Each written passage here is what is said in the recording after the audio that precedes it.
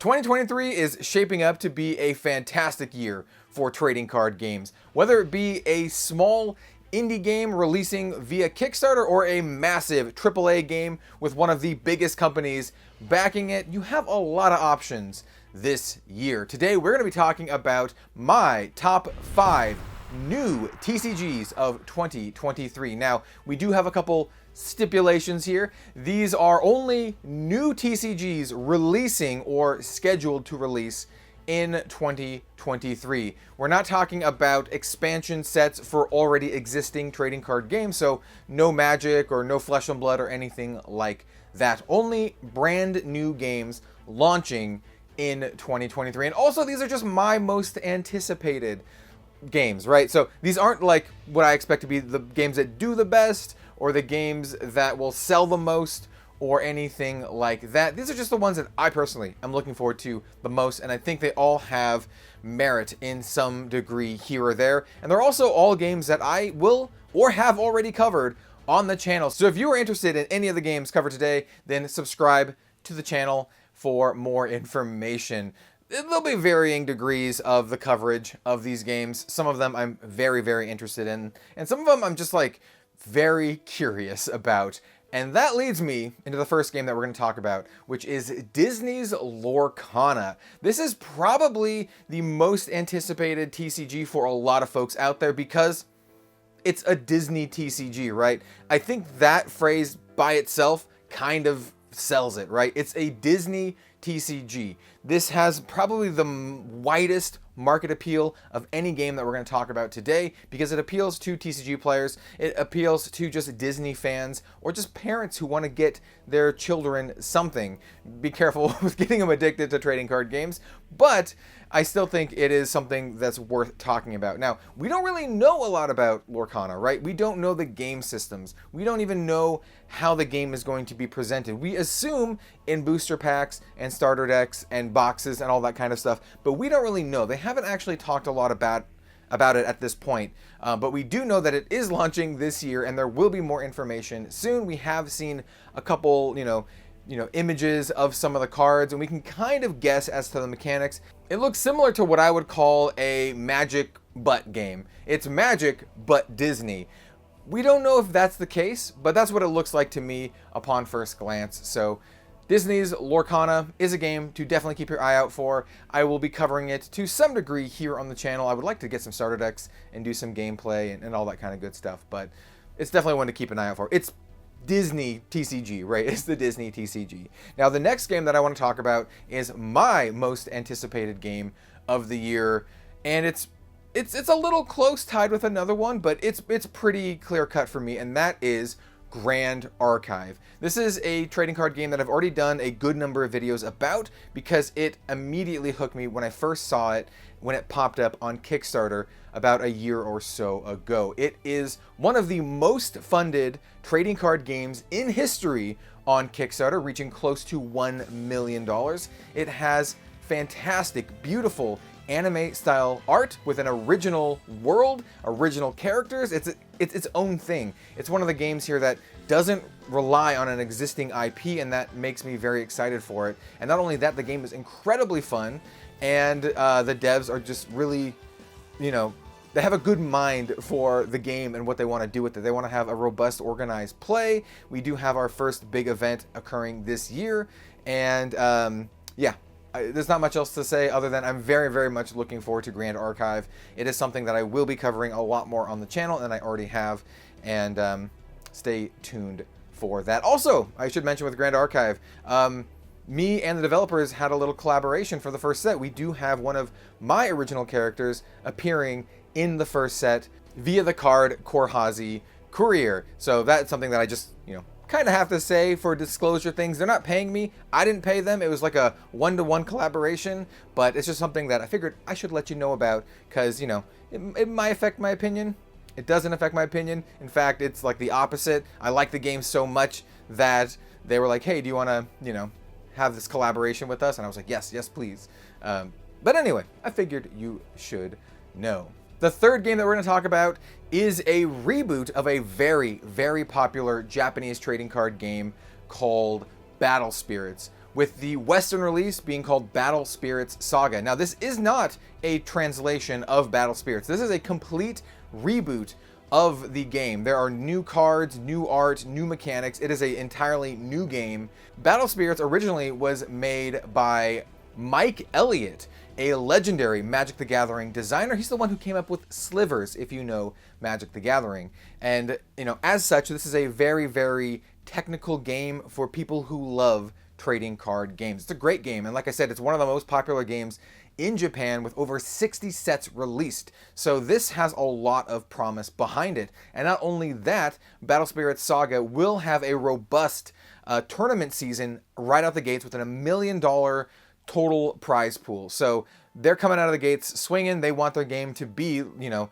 a competitive tournament game. So if you are into that, this is one to definitely keep an eye out on. I've already done a loose how to play video on it, and I will be covering it more in the future. And like I said, it's one that you want to keep your eye on, especially if you are one of those tournament grinders, someone who wants to be the best and win money at these card gaming events. Somewhat on the flip side of that, we have a game that not a lot of people know about, but I have done a video on it and I've talked at length with the developer of this game. This is Grimpath, a TCG war game hybrid made by someone who formerly worked at Double Fine, one of the most well-respected game dev studios in my humble opinion. The game dev studio that brought us Psychonauts and my personal favorite, Brutal Legend. Grimpath, like I said, is a TCG wargaming hybrid where you use minis and also your deck.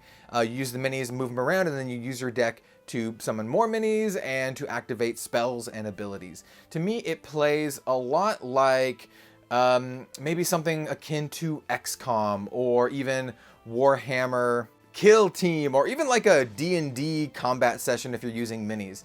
It's really cool. It's very, very unique. It has a ton of polish.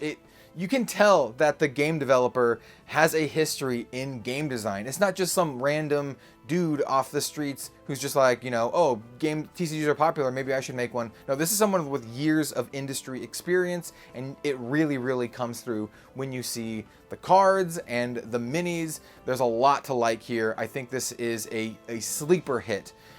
They do plan on having a Kickstarter in 2023. I will be getting some demo product to test out the game further and to give, you know, feedback and some of my opinions. And overall, this is one of the ones that I'm most excited about to see where it goes. It's so unique, and their business model is so smart. It is very player friendly. It's a game, and I won't regale you too much about it here, but it's a game where they do have minis, right? But you could use any mini that you already own as long as it makes sense with, you know, the card that's corresponding to, right? So you can't use a dragon for like a goblin card, right? But if you have a goblin mini already, you can use a goblin mini. It is very, very consumer friendly, very, very player friendly, and it has a very high focus just on fun. And those things alone tell me that this is someone who's making the game out of genuine passion.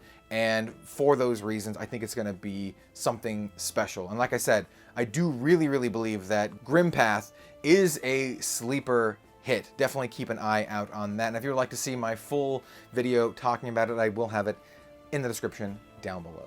And the final game that I want to talk about that is launching in 2023 is Sorcery Contested Realm. This is a game much like Grimpath that is made by an industry veteran from the video game industry. It is made by Eric Olofsson, one of the founding members of Grinding Gear Games, you know, the company that made Path of Exile. Eric was the creative lead on Path of Exile, and it really, really shows. This is a game that oozes flavor, that oozes just awesome, awesome art. Every piece of artwork in Sorcery Contested Realm is hand painted. Like very, very old school, very, very traditional. He employs a lot of old school Magic the Gathering artists, like, you know, personal favorites like Melissa Benson, the artist for the Siobhan Dragon, and just tons and tons of other amazing hand painted pieces of artwork from amazing artists. And also the game is a ton of fun. This game is, if Battle Spirits Saga is a game that is for like the hardcore tournament grinders, Sorcery Contested Realm is for folks who just want to have a ton of fun at the kitchen table, and it is. It is a ton of fun. It's one that I do believe is a great second TCG for folks out there who already, you know, have a main card game. So if you already play Magic or Flesh and Blood or Yu-Gi-Oh, whatever, and you want just kind of like a different experience, this is going to be fantastic because he only plans to release 1 or 2 sets a year, like 1 or 2 very, very quality sets. And also, you know, stuff like that just takes time because every single piece of art is hand painted. And it plays somewhat like a tactical grid-based game, right? Where you have terrain cards and you play the terrain down and you basically make your realm. It's very, very cool, very, very flavorful, and just a lot of fun, and definitely deserving being on this list. It is the most funded TCG Kickstarter in history, with several $1 million. I want to say 4 million, but that might be New Zealand dollars. I don't remember exactly what it is, but it is the most funded TCG in history, and for good reason. It launches this year, both in the Kickstarter form as well as the I don't know what you would call it, the unlimited form. I'm not sure exactly the nomenclature for it, but there's the Kickstarter version, and then there's like the version that they're going to have at your LGS and all that kind of stuff.